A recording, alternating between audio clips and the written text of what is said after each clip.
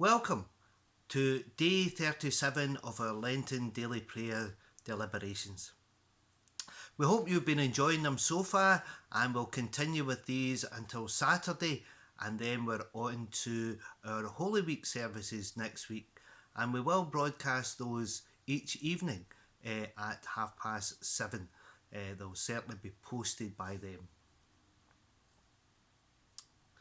So let's come before God today.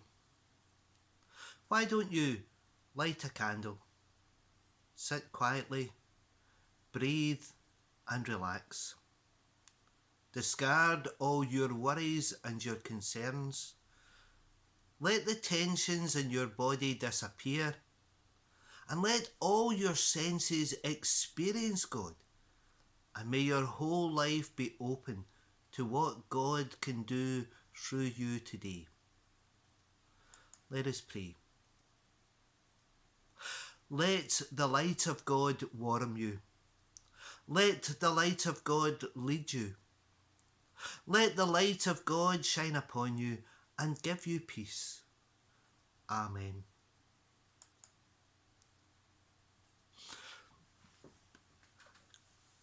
I wonder what event in your church has brought you most happiness and joy. Perhaps for you it was a special family event, a wedding, your own wedding perhaps, or your daughter's or son's, or perhaps it was a baptism of your child or your grandchild. Perhaps you remember being ordained as an elder, or maybe the day you got a certificate at church at Sunday school. Perhaps it was a memorable service that you were once part of. Perhaps one of those nativity services, or an Easter service, or some other memorable church service that inspired you, perhaps brought you to faith. Let's give thanks for those light-bringing moments in our life today, especially in the midst of this lockdown, when we're not meeting each other face to face and we're not joining together to do all the things we usually do. Let's remember that there were and are bright moments in our life still happening. The psalmist wrote these words in Psalm 18, verses 25 to 28. To the faithful, you show yourself faithful. To the blameless, you show yourself blameless. To the pure, you show yourself pure. But to the devious, you show yourself shrewd.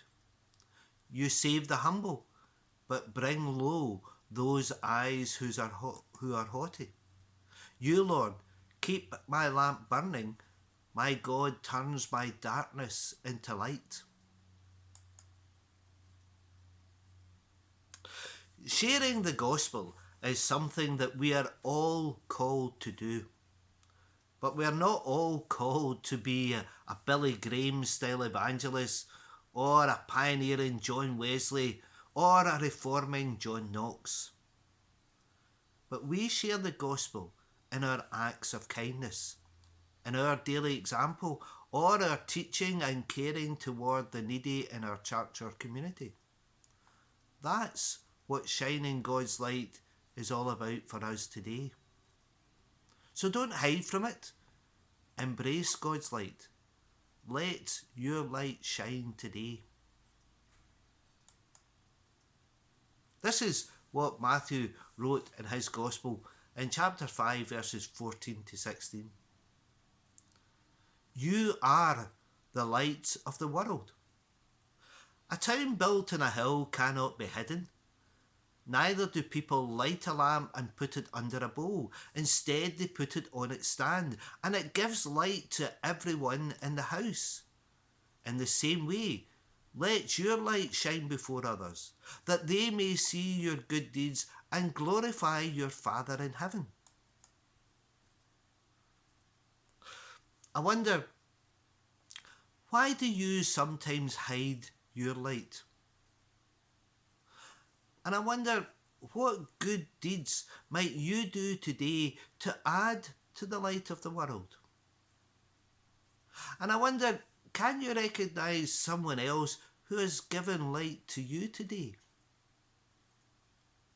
Who are those people and situations?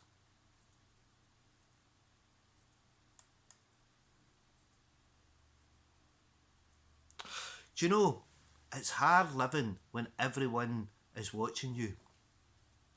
I have become very self-conscious about doing these daily prayers and daily reflections, knowing that people are watching me. Maybe not millions or thousands or hundreds, but even half a dozen folk are sitting watching these daily reflections. And it makes you kind of fearful of making a mistake or being found out or even found wanting that you're no very good at this kind of thing. But you see, being a light for Jesus is meant to be a very natural thing. You don't need to force yourself. It is just you whom God is shining his light through. So pray today for his help to enable you to be a better receptacle of the light.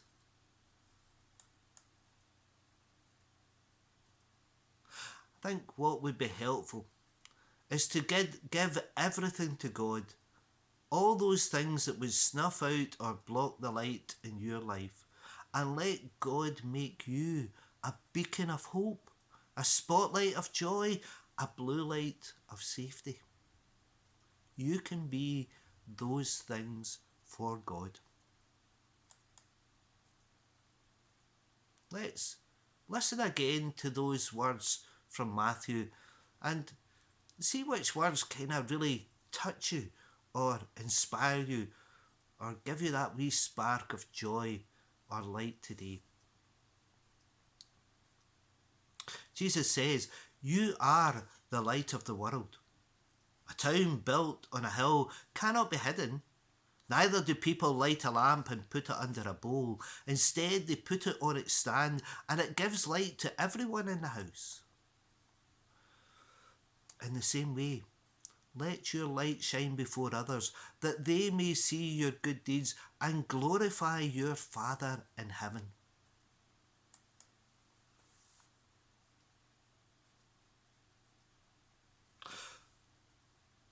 At one point, you used to be able to see the power lines running along the street. And unless the current was flowing through them, there was no light. The power line is you and I. The current is God. We have the power to allow the current to flow through us and thus to generate the light of the world, Jesus, or to refuse to be used and thus allow the darkness to be spread. So spoke Mother Teresa of Calcutta. There was a woman who knew about light and darkness. She worked in the midst of the worst poverty and the greatest darkness, probably anywhere in the world. Yet each day she sought to bring light to individuals, a little bit of hope, a little bit of comfort, a little bit of food, a little bit of joy into their light. If we are the ones blocking the light or not switching on the power, how are we ever going to rid the world of darkness? We are all little lights in the world. So let's finish this now with some words of prayer. Let's pray first of all for those things that we give up, and then for what hope we might have. God, may I always be live and connected to generate the light of life. May I allow God to recharge my batteries or to trim my wick. May I submit to the maintenance that God often requires in me, so that at the rising of the sun or at the end of the day, may the God of light be with me. At the beginning of a new day or at the end of a long day, may the God of light be with me. at the start of my life, or at the very end of my life. May the God of light be with me. Amen. Thank you for being with us today. Have a wonderful day. May the joy and light be alive in your life today.